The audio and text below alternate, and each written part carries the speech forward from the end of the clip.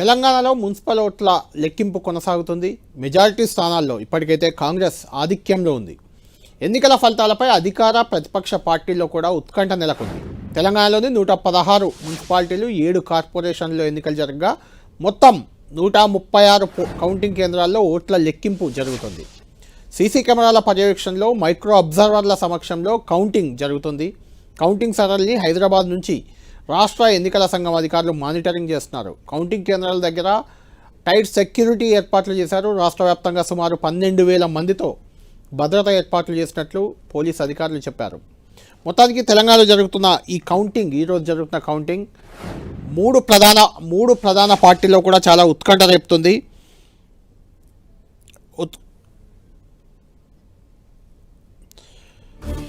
Right, municipal ఎన్నికల పోటీలో మొత్తం 12,944 మంది అభ్యర్థులు పోటీ పడుతున్నారు. గడ్డపోతారం మున్సిపాలిటీ, రంగారెడ్డి జిల్లాలోని గడ్డపోతారం మున్సిపాలిటీ, ఇప్పటి వరకు ఏ మున్సిపాలిటీ ఏ కార్పొరేషన్ రిజల్ట్ ఇంకా రాలేదు. గడ్డపోతారం మున్సిపాలిటీలో మాత్రం బీఆర్ఎస్ పార్టీ బోనిగొట్టింది. ఇది ప్రతిపక్ష పార్టీగా బీఆర్ఎస్కి మొదటి అంటే ఈరోజు జరిగిన మొత్తం కౌంటింగ్ జరుగుతున్న 116 మున్సిపాలిటీలు 7 కార్పొరేషన్లో మొట్టమొదటి రిజల్ట్గా దీన్ని చెప్పాలి మనం. సంగారెడ్డి జిల్లా గడ్డపోతారం మున్సిపాలిటీని బీఆర్ఎస్ కైవసం చేసుకుంది. మెదక్లో 18 వార్డులకు మొత్తం 14 స్థానాల్లో ఇది ఖచ్చితంగా ఘన విజయం అని చెప్పొచ్చు. కేవలం 4 స్థానాలు మాత్రమే బీఆర్ఎస్ కోల్పోయింది. మొత్తం 18 వార్డులు ఉంటే అందులో 14 స్థానాల్లో బీఆర్ఎస్ గెలిచింది. ఇది కాంగ్రెస్ పార్టీకి, అధికార కాంగ్రెస్కి కొంత ఎదురు దెబ్బగా చూడాలి ఇది ఖచ్చితంగా. ఎందుకంటే కనీసం పోటాపోటీ వాతావరణం కూడా ఈ మున్సిపాలిటీలో కనిపించలేదు. 18 వార్డులకు 14 స్థానాల్లో బీఆర్ఎస్ ఘన విజయం సాధించింది. మెదక్ జిల్లా మొత్తం బీఆర్ఎస్ కీలక నేత హరీష్ రావు దీన్ని బాధ్యత తీసుకొని మొత్తం మెదక్ జిల్లాను కైవసం చేసుకునే ప్రయత్నాలు చేశారు. మెదక్ జిల్లాలో ఉన్న అన్ని మున్సిపాలిటీలను దక్కించుకునే ప్రయత్నం చేశారు. ఇక్కడ మొత్తం 18 వార్డులు ఉంటే కాంగ్రెస్ పార్టీ కేవలం 3 వార్డుల్లోనే గెలుపొందగలిగింది. ఇండిపెండెంట్ అభ్యర్థి మరో వార్డులో గెలిచారు. మిగిలిన 14 వార్డులు ఏకంగా బీఆర్ఎస్ కైవసం చేసుకోవడం అనేది ఇది చాలా ఇంట్రెస్టింగ్ ఫ్యాక్టర్గా మారింది. ఇప్పుడు రెండో రిజల్ట్ కూడా వచ్చింది. నల్గొండ జిల్లా నంది మున్సిపాలిటీని కాంగ్రెస్ పార్టీ కైవసం చేసుకుంది. అంటే ఒకటి బీఆర్ఎస్ ఒకటి కాంగ్రెస్ రెండు కైవసం చేసుకున్న పరిస్థితి కనిపిస్తుంది. సంగారెడ్డి జిల్లాలో మాత్రం ఈ గడ్డపోతారం మున్సిపాలిటీ 18 వార్డులకు 14 బీఆర్ఎస్, కేవలం 3 కాంగ్రెస్ దక్కించుకుంది, 1 ఇండిపెండెంట్ కైవసం చేసుకున్నారు. గడ్డపోతారం మున్సిపాలిటీ ఫస్ట్ రిజల్ట్ వచ్చిందని చెప్పొచ్చు. అదేవిధంగా నంది మున్సిపాలిటీ కూడా కాంగ్రెస్ పార్టీ కైవసం చేసుకుంది. అంటే కాంగ్రెస్ 1 బీఆర్ఎస్ 1 ఒక వార్డుల్లో స్థానం దక్కించుకున్నాయి. ఓవరాల్గా తెలంగాణ వ్యాప్తంగా చూసుకుంటే మాత్రం ఖచ్చితంగా కొంత కాంగ్రెస్ పార్టీ ముందంజలో ఉన్నట్లే కనిపిస్తుంది. అధికార పార్టీకి ఎప్పుడైనా స్థానిక ఎన్నికల్లో ఎడ్జ్ ఉంటుంది. గతంలో మొన్న జరిగిన సర్పంచ్ ఎన్నికల్లో కూడా అధికార పార్టీకి ఎడ్జ్ కనిపించింది. ఇప్పుడు కూడా మున్సిపాలిటీ ఎన్నికల్లో ఎడ్జ్ కనిపిస్తుంది. కానీ విపక్ష పార్టీలు బీజేపీ కానీ బీఆర్ఎస్ కానీ చాలా ముఖ్యంగా ఉత్తర తెలంగాణలో గట్టి పోటీ ఇచ్చాయి. ఉత్తర తెలంగాణ మెదక్ జిల్లాలో కూడా గట్టి పోటీ ఇచ్చాయి. రంగారెడ్డి జిల్లా ఈవెన్ రంగారెడ్డిలో కూడా బీఆర్ఎస్ పార్టీ గట్టి పోటీ ఇచ్చినట్లే కనిపిస్తుంది సీన్ చూస్తుంటే. నల్గొండ, ఖమ్మం, మహబూబ్ నగర్లో మాత్రం కొంత కాంగ్రెస్ పార్టీ వన్ సైడ్ వెళ్ళిపోతున్నట్లుంది వాతావరణం. చూడాలి మొత్తం రిజల్ట్ పూర్తయ్యేసరికి ఖచ్చితంగా బీఆర్ఎస్ పార్టీ 40% వరకు వార్డులను దక్కించుకుంటామని ధీమాగా ఉంది. బీజేపీ కూడా 10 నుంచి 20% వరకు దక్కే అవకాశం కనిపిస్తుంది. ఓవరాల్గా చూస్తుంటే ఇప్పటికీ నందికొండలో కాంగ్రెస్ పార్టీ నందికొండ మున్సిపాలిటీని కాంగ్రెస్ కైవసం చేసుకుంది. గడ్డపోతారం బీఆర్ఎస్ పార్టీ కైవసం చేసుకున్న పరిస్థితి మనకు కనిపిస్తుంది. 12 వార్డుల్లో 11 స్థానాలు ఇక్కడ కూడా వన్ సైడ్, అది కూడా వన్ సైడ్ విక్టరీగా చూడాలి. కేవలం ఒకే ఒక్క స్థానంలో బీఆర్ఎస్ పార్టీ గెలిచింది. మిగిలిన 11 స్థానాల్లో నందికొండ మున్సిపాలిటీలోని 11 స్థానాలను కాంగ్రెస్ పార్టీ గెలుచుకుంది. అక్కడ 14 వార్డులు అంటే 18 వార్డులకి సంగారెడ్డి జిల్లాలో గడ్డిపోతారంలో 18 వార్డులకు 14 బీఆర్ఎస్ పార్టీ గెలుచుకుంటే ఇక్కడ నందికొండలో మాత్రం 12 ఉంటే 11 కాంగ్రెస్ గెలుచుకుంది. అంటే అక్కడ వన్ సైడ్ విక్టరీ, ఇక్కడ వన్ సైడ్ విక్టరీగానే చూడాలి. ఇక్కడ బీజేపీ మాత్రం ఒక్క స్థానం కూడా దక్కించుకోలేకపోయింది. 2 మున్సిపాలిటీల రిజల్ట్స్ మనకు కళ్ళ ముందు కనిపిస్తున్నాయి. మిగిలిన వార్డుల్లో కూడా పోటాపోటీ వాతావరణం కనిపిస్తుంది. నాతో పాటు జన అవుతున్నారు బీజేపీ అధికార ప్రతినిధి సుభాష్ గారు, ఎన్వి సుభాష్ గారు నాతో జన అవుతున్నారు డిబేట్లో. సుభాష్ గారు, 2 రిజల్ట్స్ వచ్చాయి మనకు మున్సిపాలిటీలు, ఇప్పుడు మనం ఎంటర్ కాగానే వచ్చాయి 2 కూడా. ఒక దాంట్లో క్లీన్ స్వీప్ బీఆర్ఎస్ పార్టీ, ఇంకో దాంట్లో clean sweep Congress party. BJP కనిపించట్లేదు ఇప్పటికెక్కడ. ఏంటి మీ అంచనా ఏంటి? బీజేపీ పరిస్థితి ఏంటి ఈ ఎన్నికల్లో?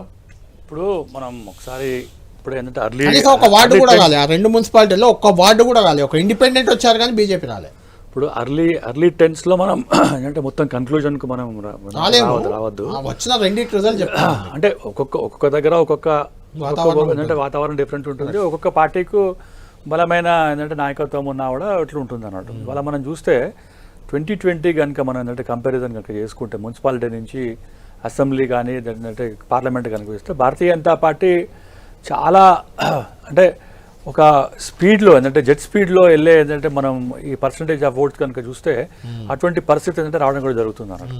ఇవాళ ఉన్న పరిస్థితుల్లో కనుక మనం చూస్తే కాంగ్రెస్ పార్టీకి కొంచెం ఏంటంటే వ్యతిరేకత ఉందని చెప్పి కూడా మనం అనుకోవాల్సిన అవసరం ఉంది. ఎందుకంటే ఇంతకుముందు మీరు చెప్తున్నారు, ముఖ్యంగా అధికారంలో పార్టీ ఉన్నప్పుడు అధికారంలో పార్టీకు మంచి ఏంటంటే ఫలితాలు వస్తాయని చెప్పి, కానీ మనం చూస్తుంటే వాళ్ళంటే బీఆర్ఎస్ పార్టీ మరి ఏంటంటే ఫస్ట్ బోని కొట్టి మరి అక్కడ ఏంటంటే మెదక్లో కానివ్వండి లేకుంటే నల్గొండలో కానివ్వండి మంచి ఏంటంటే రిజల్ట్ వచ్చినాయంటే ఇది కాంగ్రెస్ పార్టీకి వ్యతిరేకత అనేది చాలా క్లియర్గా వస్తున్నారు.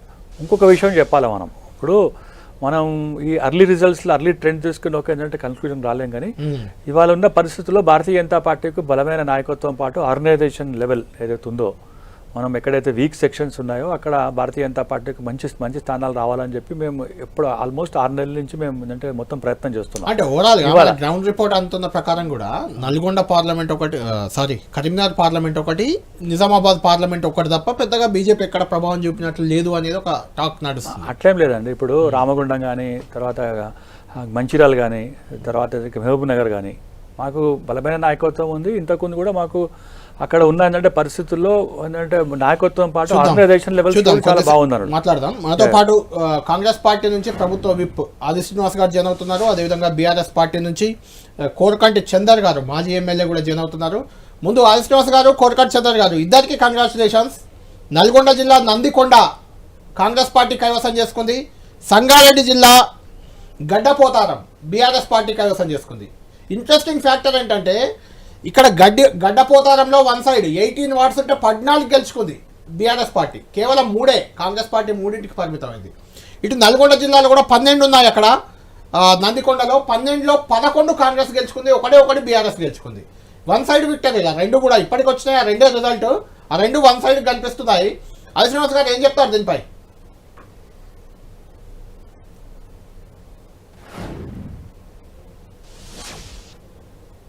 అంటే ప్రజలు ఆయా ప్రాంతాలను బట్టి 3 వచ్చినప్పుడు రంగులాగా ఇవ్వకుండా ఒకే వైపు ఇవ్వాలని చెప్పని మధ్యలో చూస్తున్నట్టుగా మనకు అనిపిస్తున్నాయి అనేక ప్రాంతాలు. ఇదే విధంగా ఇటు సర్పంచ్ ఎన్నికలప్పుడు చూస్తే వార్డు మెంబర్లు కూడా ఎవరైతే సర్పంచ్ సిగ్నల్ ప్రాబ్లం ఉంది, మళ్ళీ మీ దగ్గరకు వస్తాను, కొంచెం సెట్ చేసుకోండి. చంద్ర గారు మీకు కూడా కంగ్రాచులేషన్స్. 1 సైడ్ విక్టరీ సంగారెడ్డిలోని గడ్డపోతారంలో 18 వార్డులకు 14 గెలుచుకున్నారు. రామగుండం పరిస్థితి ఏంటి? మీరు ఆల్రెడీ క్యాంప్ లో ఉన్నట్టున్నారు ఏకంగా. చంద్ర గారు, అనుకుంటంలో టిఆర్ఎస్ పార్టీ ఖచ్చితంగా మేయర్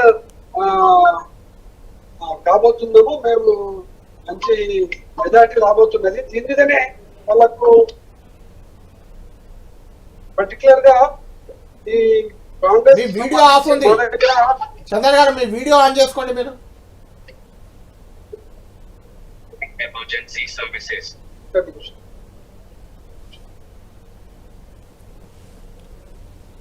రైట్.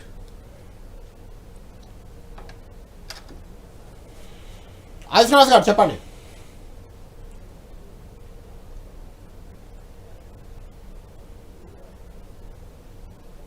రైట్ చందర్ గారు.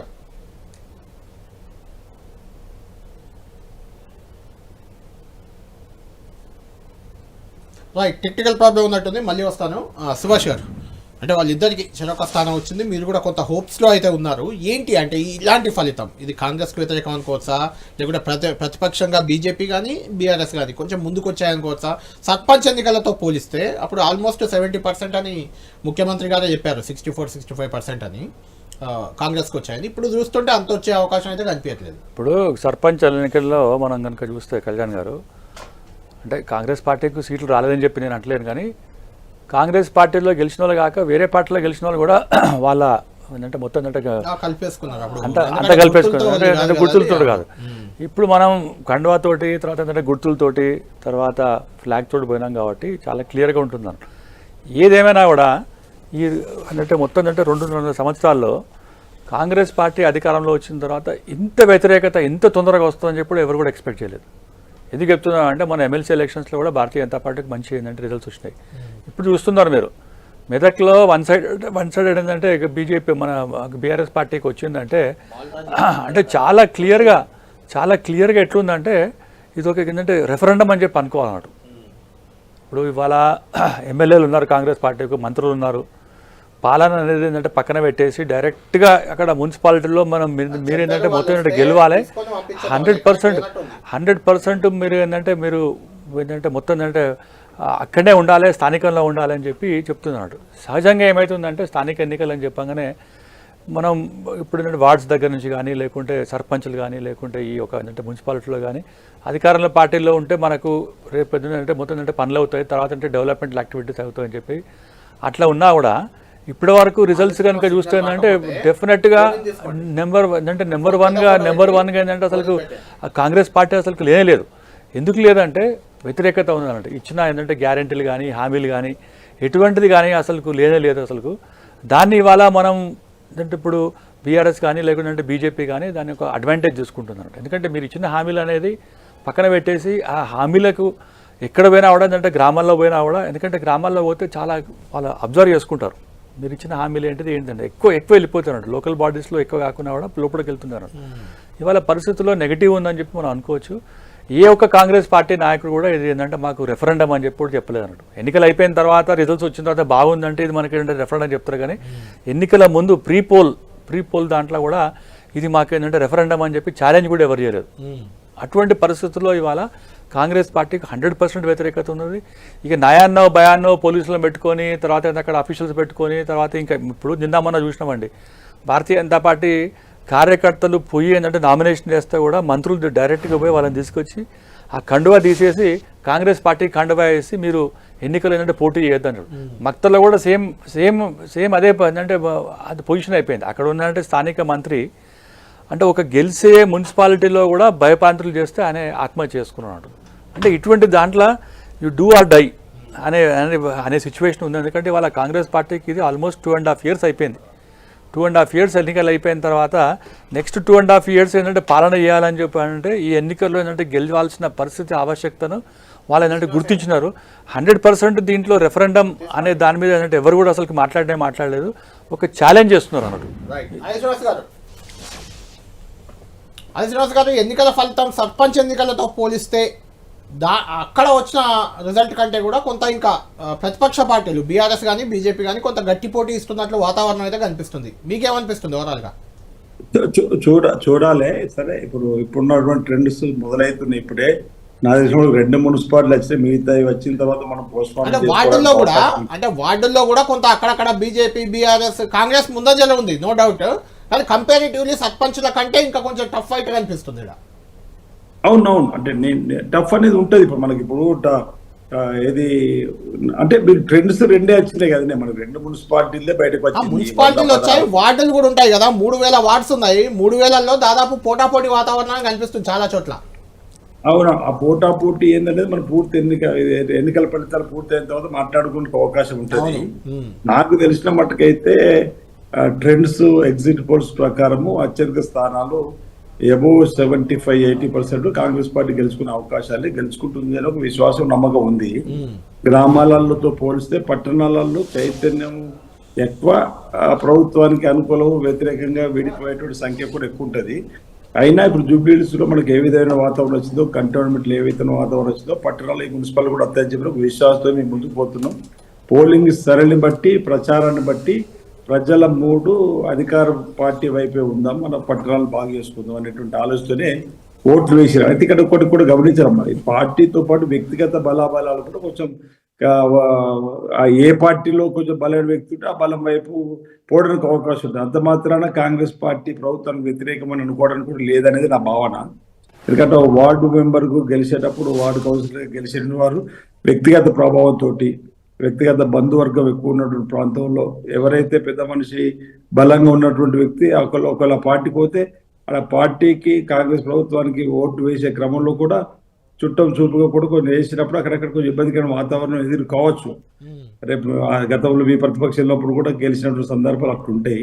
అంత మాత్రాన దాన్ని వాళ్ళ పార్టీకి అనుకూలంగా అనేది అనుకోకుండా ట్రెండ్ అయితే నాకే తగ్గిస్తుంది కాంగ్రెస్ పార్టీ పక్షాన్ని. ఖచ్చితంగా శ్రీనివాస్ గారు, టోటల్ దాదాపు ఆల్మోస్ట్ మనకు అందుతున్న సమాచారం 2582లో 223 వార్డులకు సంబంధించి రిజల్ట్ వస్తుంది. అందులో ఆల్మోస్ట్ 130 పైన 130 వరకు మీకు వచ్చాయి. అంటే 50% ఎబో ఉంది, అందులో ఎలాంటి డౌట్ లేదు. కానీ ఈసారి కొంచెం గుర్తులతో ఉండడం వల్ల, గతంలో గుర్తులు లేకపోవడం వల్ల సర్పంచ్ ఎన్నికలను వాళ్ళు ఈజీగా తీసుకున్నామని చెప్పారు. బీజేపీ అధ్యక్షుడే ప్రకటించాడు నేరుగా, గుర్తులు లేవు కాబట్టి మేము దాన్ని పట్టించుకోలేదు, ఈసారి కొంచెం సీరియస్గా పెట్టుకున్నామని రామచంద్రరావు గారే చెప్పారు. అంటే ఈసారి కొంచెం సీరియస్ ఎఫర్ట్ ప్రతిపక్షాలు చేసినట్లయితే కనిపిస్తుంది. ఎందుకంటే ఇప్పుడు సంగారెడ్డి చూద్దాం. సంగారెడ్డి జిల్లాలో ఇక్కడ గడ్డపోతారం మొత్తం 18 వార్డులు ఉంటే అక్కడ 14 బీఆర్ఎస్కి రావడం కేవలం 3. అంటే సరే పోటాపోటీ అధికార పార్టీ కాబట్టి పోటాపోటీ వాతావరణం కూడా అక్కడ లేదు. గతంలో బీఆర్ఎస్ అధికారంలో ఉన్నప్పుడు ఎక్కడ ఇలా వన్ సైడ్ కాంగ్రెస్ పార్టీ గెలవలేదు. 1-2 వార్డులు ఎక్కువ వచ్చి గెలిచింది కానీ వన్ సైడ్ ఎక్కడ విక్టరీ లేదు. అంటే ఎలా చూడాలి దీన్ని? అంటే అక్కడ గడ్డిపోతారం సంబంధించి స్థానికంగా ఉన్న ఇబ్బందులు ఏంటి, స్థానికంగా ఉన్నటువంటి పరిస్థితులు ఏందనేది ఆలోచించి దానిపై పోస్ట్ మార్టం చేసి నిర్ణయం తీసుకోవాల్సిన అవసరం ఉంటుంది. అక్కడ ప్రజానికి తీసుకోవాల్సిన నిర్ణయం వెనుక గల కారణాలు ఏందని సహజంగా మెదక్ సంబంధించి మనకు సిద్దిపేటలో కానీ బలంగా ఉంటుంది అనేది ఏదైతే ఉందో అది గిట్ట ప్రభావం ఉంది, చూడాలి.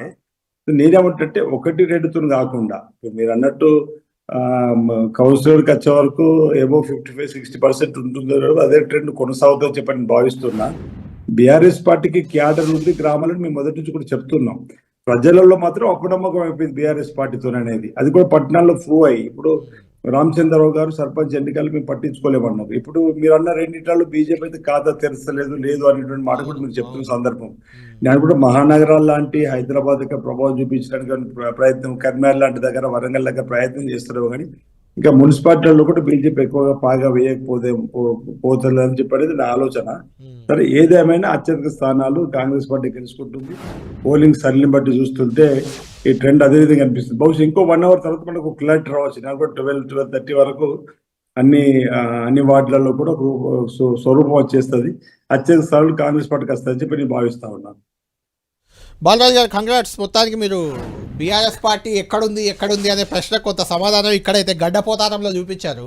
కానీ అది బీఆర్ఎస్ విజయమా, హరీష్ రావు విజయం అనేది నాకు ఒక డౌట్. ఎందుకంటే మెదక్ జిల్లా సంగారెడ్డి ఏరియా అంతా హరీష్ రావు బాగా తిరిగారు. మిగిలిన రిజల్ట్ కూడా ఇట్లానే ఉంటుందా, ఇక్కడి వరకే పరిమితమా అనేది? ఎందుకంటే నల్గొండ మీ జిల్లా, అక్కడ నందికొండ మున్సిపాలిటీలో 12 ఉంటే వార్డులు 11 కాంగ్రెస్ గెలుచుకుంది, కేవలం ఒకటే బీఆర్ఎస్కి వచ్చింది అక్కడ. ఏమంటే కళ్యాణ్ గారు, ప్రధానంగా ఎలక్షన్ రిజల్ట్స్లో ఇలా కారు గుర్తుపై అంటే పార్లమెంట్ ఎలక్షన్ తర్వాతకి పార్టీల గుర్తుపై జరిగిన ఎలక్షన్ 2 సంవత్సరాలు ఇదే ఎలక్షన్స్, సర్పంచ్ ఎలక్షన్లు జనరల్ జరిగినవి. ప్రధానంగా మీకు ఏమంటే జూబ్లీస్ ఎలక్షన్స్ చూసినాం, మనం సర్పంచ్ ఎలక్షన్ చూసినాం. ఏ ఎలక్షన్లో చూసినా కూడా ప్రతిపక్షమైన ప్రత్యామ్నాయమైన రేపు ఏర్పడబోయేది బీఆర్ఎస్ ప్రభుత్వం అని ప్రజలు తేల్చారు, ప్రతి సందర్భంలో తేల్చినారు. మీరు 7,900 గెలిచారు సర్పంచ్లలో, మేము 3,900 దాకా దగ్గరికి వచ్చాం. ఇవాళ కూడా మీరు గతంలో 120 మున్సిపాలిటీ 2020 ఎలక్షన్స్ మున్సిపాలిటీ ఎలక్షన్లో అప్పుడు బీఆర్ఎస్ పార్టీ గవర్నమెంట్ ఉన్నప్పుడు 120 జరిగితే 107 గెలిచినాం. 8 గెలిచింది కాంగ్రెస్ పార్టీ, 107 గెలిచాం. అదే కాంగ్రెస్ ఓన్లీ 8 గెలిచింది, బీజేపీ 3-2 గెలిచింది. కాబట్టి స్ట్రైక్ రేట్ ఆ రోజు ఎట్లుండి 20 చూడాలి. అయితే 26 నెలల్లో నేను మక్తల్ మున్సిపాలిటీ ఇన్ఛార్జిగా ఉన్నాను. మామూలు 26 నెలల్లో కాంగ్రెస్ పార్టీ మున్సిపాలిటీలలో ఒక అభివృద్ధి కార్యక్రమానికి శంకుస్థాపన కానీ ఒక శిలాపలకం వేయలేదు. కాదు బాలరాజు గారు, నేను మిమ్మల్ని అడుగుతున్నా, చెప్పండి. మీరు మొదటి నుంచి ప్రభుత్వం విఫలమైపోయింది, రేవంత్ రెడ్డి పాలనపై ప్రజలు విసిగెత్తిపోయారు, మున్సిపాలిటీలకు ₹1 ఇవ్వలేదు, మున్సిపాలిటీలను అభివృద్ధి చేయలేదు, ఏం చేసినా మేమే 10 ఏళ్ళు చేసాము. కానీ రిజల్ట్ అలా లేదు కదా. మరి కాంగ్రెస్ కే 50% వస్తుంది. నేనేమంటే ఆ రోజు వాళ్ళకు మేము అధికారంలో ఉన్నప్పుడు వచ్చిన 500 వచ్చిన వాళ్ళకు ఇవాళ మీకు 1000 దగ్గర రాబోతున్నాం. అప్పుడు మీరు చేశారు కాబట్టి మీకు వచ్చాయి అనుకుందాం. ఈ రోజు ఇప్పుడు వస్తలేవు కదా మరి. ఈ రోజు వాళ్ళు చేయట్లేరు కాబట్టి మాకు వస్తున్నాయి. ఎక్కడ వస్తున్నాయి అంటున్నారు. 100% వస్తాయి చూడండి మీరు. మీరు అయ్యో 154 83 280లో అధికార పార్టీకి 153 మాకు 83 దాంట్లో సగం వచ్చినాం. అవును అంటే సగానికి పైగా వచ్చాం కదా. 160 రావాలి, వాళ్ళు 160 వస్తే మాకు 83 అంటే చూడండి మీరు ఎట్లుందో. అంటే వాళ్ళు ఇవాళ అధికార దర్పాన్ని ఉపయోగించిన అంటే కాంగ్రెస్ లో మీరు సగం అని ఒప్పుకుంటారా? సామధాన భేద దండోపాయాన్ని ఉపయోగించి ఎలక్షన్లు గెలవాలనే ప్రయత్నం చేస్తే ప్రజలు ఇక్కడ కర్రు కాల్చి వాత పెట్టారు కాంగ్రెస్ పార్టీకి. ఇంకో మాట కూడా అన్నారు మీరు. ఎక్కడండి? హరీష్ రావు 153 ఎట్లా లీడ్ సార్? సార్ 120లో 107 గెలిచిన బీఆర్ఎస్ పార్టీది 90% విజయం సాధిస్తే వీళ్ళు ఏమన్నారు ఎలక్షన్ సమయంలో? మున్సిపాలిటీ 99 చేస్తారు, 90 అన్నారండి. ఫస్ట్ 90 వచ్చారు, తర్వాత 80కి వచ్చారు, తర్వాత 75కి వచ్చారు. ముఖ్యమంత్రి గారు నిన్న ప్రెస్ చాట్ లోకి ఫస్ట్ 90 అన్నారు.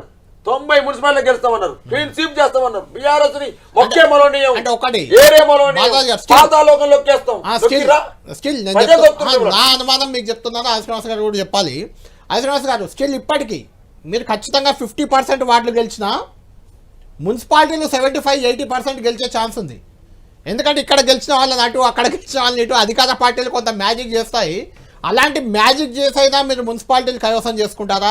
లేకుంటే అలాంటిది ఏది పార్టీ ఫిరాయింపులు చేయం మేము అని ఏమైనా చెప్తారా? నా డిబేట్లో ఇప్పుడు హామీ ఇవ్వండి. మీరు పార్టీ ఫిరాయింపులు చేసి మున్సిపాలిటీలు దక్కించుకుంటారా? ఆయా మున్సిపాలిటీలలో ఉన్నటువంటి సందర్భాన్ని బట్టి అక్కడ ఉన్న నాయకత్వం తీసుకున్న నిర్ణయానికి ప్రభుత్వం కానీ పార్టీ కానీ సహకారం అందించేటువంటి సందర్భం ఉంటుంది. ఒక్కొక్క దగ్గర పోటీ ఇద్దరి మధ్యలో సమరం ఉన్నప్పుడు ఈరోజు సహజంగా ఎమ్మెల్యేకు అక్కడ ఎక్సెప్షన్ మెంబర్ ఉంటాడు, అవుట్ గెలవడానికి అవకాశం అనేది మీరు రైట్ అండి. అది వేరే పార్టీ గుర్తుపై గెలిచిన కార్పొరేటర్లను, కౌన్సిలర్లను కండువాలు మార్చి చైర్మన్ వైస్ చైర్మన్ అవ్వడానికి బీఆర్ఎస్ సహకారమో బీజేపీ సహకారమో తీసుకుంటారా అని అడుగుతున్నాను. లేదు, నేనేమంటున్నా ఇప్పుడే ఏం చెప్పలేము. నేనేమంటున్నా అంటే ఒకవేళ ఇండిపెండెంట్ గెలుస్తారు, అధికార పార్టీ గుర్తుపై గెలిచిన వాళ్ళని. ఎందుకంటే ఆల్రెడీ మీరు వికారాబాద్ లో పనిచేశారు. వికారాబాద్ లో స్పీకర్ స్వయంగా బీఆర్ఎస్ బీఫామ్ తో యునానిమస్ అయిన కౌన్సిలర్ ని కండువా కప్పి కాంగ్రెస్ లో చేర్చుకున్నారు.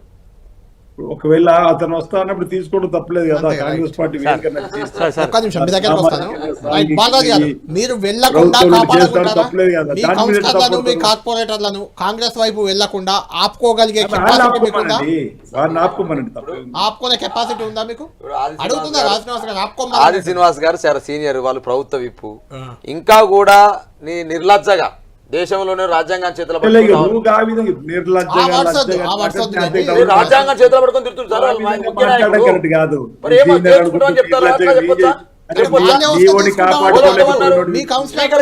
వచ్చారా నాయకుడు కాండ వేసుకొని ఉన్నట్టు గెలిచిన వ్యక్తి కాంగ్రెస్ స్పీకరే రాజ్యాంగం విరుద్ధం అంటున్నాడు కదా. కళ్యాణ్ గారు ఏమంటే ఓకే మీరు ఆయన మాట్లాడే విధానం కరెక్ట్ కాదు. ఆయన ఆ మాట కరెక్ట్ కాదు కదా. శ్రీనివాస్ గారు చాలా ప్రజలు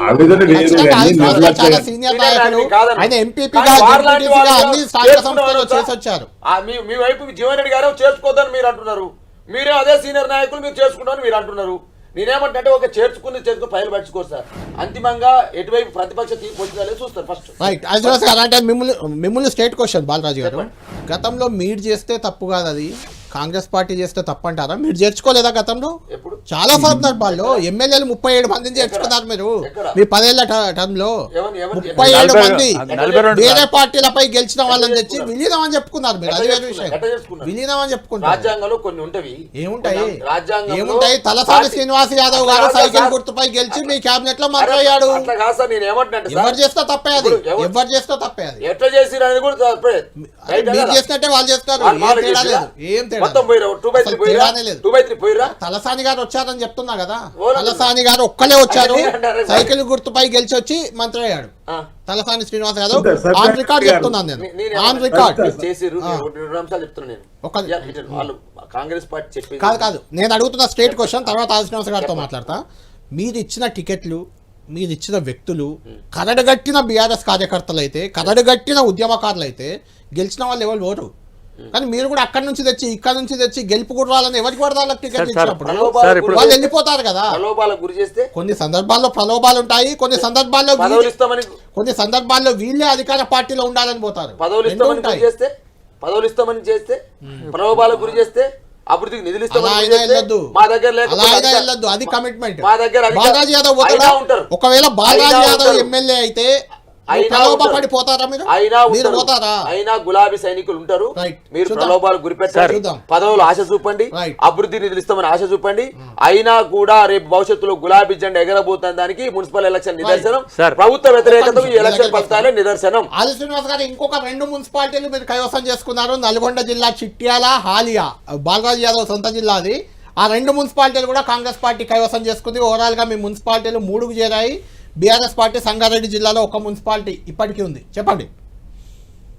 నేనైతే ట్రెండ్ ఎగ్జిట్ పోల్స్ ప్రకారం మేము ముందు నుంచి చెప్తున్నాము. సరే, ఇప్పుడు కొన్ని పోలింగ్ జరిగే క్రమంలో మన కాశీ మీరు గమనించారు కావచ్చు. మొదటి రౌండ్ 2 రౌండ్లో ప్రధానమంత్రి గారు వెనుకబడి ఉన్నాడు. మా అజయ్ రాయ్ ముందు ఉన్నాడు 16,000 ఓట్లతోని. ఆ తర్వాత మళ్ళీ వాళ్ళు పుంజుకున్నారు. అట్లా ఇప్పుడు అక్కడక్కడ కొన్ని సందర్భాలలో బీఆర్ఎస్ వచ్చినంత మాత్రాన ట్రెండ్ ఏదో కాంగ్రెస్ పార్టీకి వ్యతిరేకం కరెక్ట్ కాదు. 12 తర్వాత మనకు క్లారిటీ వస్తుందని చెప్పినా నాకైతే ఒక విశ్వాసం ఉంది, ఒక నమ్మకం ఉంది ప్రజల పైన. ప్రజలు తప్పనిసరిగా అధికార పార్టీ వైపే ఓట్లు వేసి అత్యధిక స్థానాలు మున్సిపల్ కాంగ్రెస్ పార్టీ కైవసం చేస్తారు. తద్వారా అభివృద్ధికి కాంక్షించారని చెప్పని భావిస్తున్నా. సరే, ఇప్పుడు బీఆర్ఎస్ పార్టీకి సంబంధించిన వాళ్ళు చేసే ఆరోపణలకు పదం ఆయన ఒక నిర్లజ్జగానే పదం వాడిందని అబ్జెక్షన్ తప్ప ఆయన అభిప్రాయం చెప్పుకోవచ్చు, మీకు ఆదరణ. కానీ వాళ్ళయంలో ఏం చేసిందని కూడా వారు తెలుసుకోవాలి కదా. ఇప్పుడు అక్కడ వచ్చి కౌన్సిల్ గెలిచిన యునానిమస్ గా అయితే ఈ రోజే గెలవలేడు కదా. ఇప్పుడు మీరు అన్న పదం ప్రకారం యునానిమస్ గా గెలిచింది అన్నప్పుడు ఇన్ని రోజులు మీరు అతన్ని మీ వెంట ఉంచుకుంటే ఎవరద్దన్నారు? ఆయన ఏం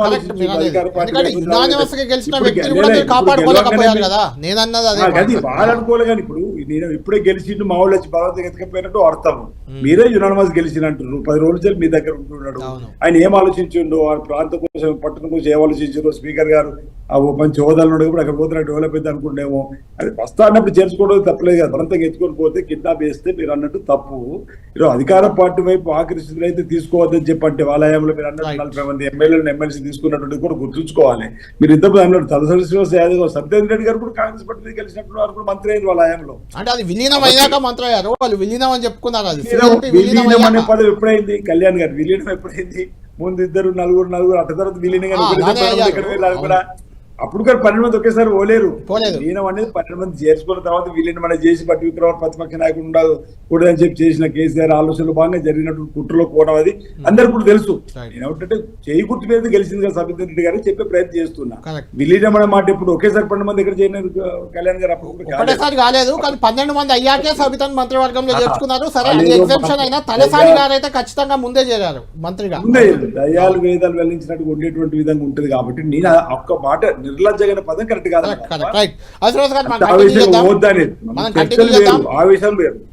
కంటిన్యూ చేద్దాం. ఇప్పటికి వచ్చిన 4 మున్సిపాలిటీలు సంగారెడ్డి జిల్లాలోని గడ్డపోతారం, అదేవిధంగా హాలియా, నందికొండ, నల్గొండ జిల్లాలో 3 మున్సిపాలిటీలు. ఇవన్నీ రిజల్ట్ మాత్రం వన్ సైడ్ వచ్చాయి. అక్కడ అటు ఇటు జంప్ అయినా కూడా మున్సిపల్ పీఠాలు మారే అవకాశం లేదు.